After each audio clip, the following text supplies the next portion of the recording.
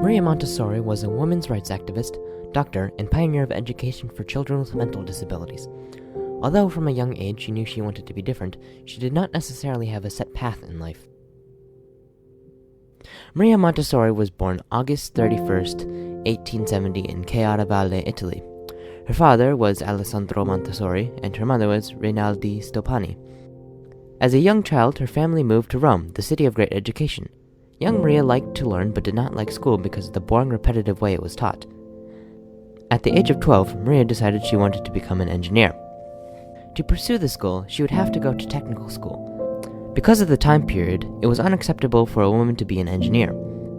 Her father told her that technical school and engineering was for boys, and if she wanted to continue her education, she would go to classical school. In classical school, girls would learn Latin, Greek, and literature, as well as how to cook and sew. If a woman was to have a career rather than do housework and care for children, she would be a teacher. Young Maria did not like this idea. She enjoyed mathematics and science and wanted to study them further. Maria's mother was more open to this idea and encouraged her. Eventually, with help from her mother, Maria convinced her father to let her go to technical school in Rome. When she turned 13, in 1883, she enrolled there. At school, she was strictly separated from the boys. She graduated in 1886 with 138 out of 150 on her final examination. She continued her education in engineering at Rome's Technical Institute. During her time there, she became interested in biology and considered studying medicine. All of her friends and family except her mother disapproved of her decision to become a doctor. At first, she was told a woman would never be allowed into medical school. After support from her mother, letters, recommendations from previous teachers, and persistence, she became one of the first female medical students in the University of Rome. Maria's fellow classmates did not like the idea of a woman in medical school. They made jokes and often deliberately left no place for her to sit. She played these things off and didn't mind them as much because, unlike some of her classmates, she was determined to study and become a doctor. Through all of this, her mother supported her, but her father did not show as much interest or support. Because men and women were not allowed to see a naked body together, she took her dissection classes alone. The first day of this class, she was confronted by death for the first time and was frightened so much that she considered giving up her dream of becoming a doctor. But she did not. She persisted, overcame her fear, and later became an excellent surgeon. She won a scholarship for a large amount of money, as well as being granted the opportunity to work at a children's hospital. This sparked her interest in becoming a child specialist.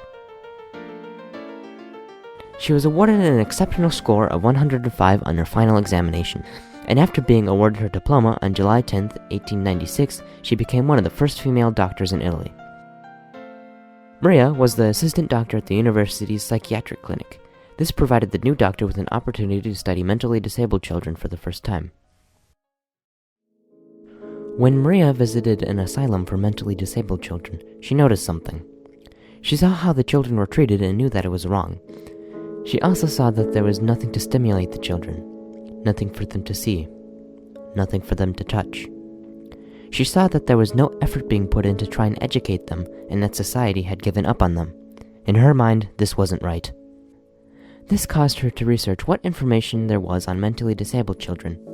She came across the research of two French doctors, Jean-Marc Gaspard-Ita and his student Edouard Seguin, who focused on educating mentally disabled children.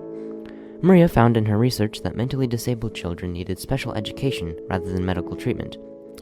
She also came to the conclusion that mentally disabled children without special care and education became delinquents. During her lectures and speeches, she advocated for the education of mentally disabled children. Maria often referred to the work she had read and how these ideas, when applied, had worked in other countries. These speeches gained footing and became so popular that Maria eventually started traveling Europe delivering them. These lectures were popular partly because of the way that she spoke was easy to understand and interesting, but more importantly, the ideas she talked about captivated her audience. This caught the attention of Italy's Minister of Public Education. This led to a program being developed with the goal of educating mentally disabled children. She spent nearly 12 hours a day studying how these children in the program learned and taking notes on how to better educate them. Before reaching the goal of eventually helping them learn to read and write, she worked with them on basic tasks and motor skill activities. She took a more hands-on approach. She worked with each child on what they needed help with rather than putting them all together and just lecturing to them. She noticed that her methods were working. After helping the children for only 2 years, they were able to read and write proficiently enough to pass tests taken by children in traditional schools. Some even scored higher than normal. After conducting her research, she was later hired at an apartment in Italy to care for poor children while their parents were working or trying to find a job. The apartment kept all the children in one place so that they would cause less damage to the building. She was one of their caretakers. She observed the children and what they did. She watched how they performed and completed tasks. She applied some of the other methods she had used with the mentally disabled children to help teach the children she was taking care of. Maria found that when these methods she had used with the other children were applied, it had a different effect. The child, when performing a task, would devote their entire focus on it. They would not stop until they had completed the task. She also found that after the child performed the mental exercise, they were happier and seemed healthier. These observations helped her revise and improve her method for normal children. Maria saw potential. The method she had developed was based around independence and the child wanting to learn. She developed physical objects called materials that the child would touch and work with, which would help them learn. The teachers acted as guides and would help the child understand the concept and keep order in the classroom, but they did not necessarily tell the child what to do, when to do it, or exactly how they were supposed to do it. Because what she was doing was not intended to be a normal school, it was not set up like a normal school. This allowed her to find the cause of what was going on in the child. What she had created, she would later name La Casa dei Bambini, or Children's House. Initially, when Mussolini rose to power, he liked Montessori's way of teaching.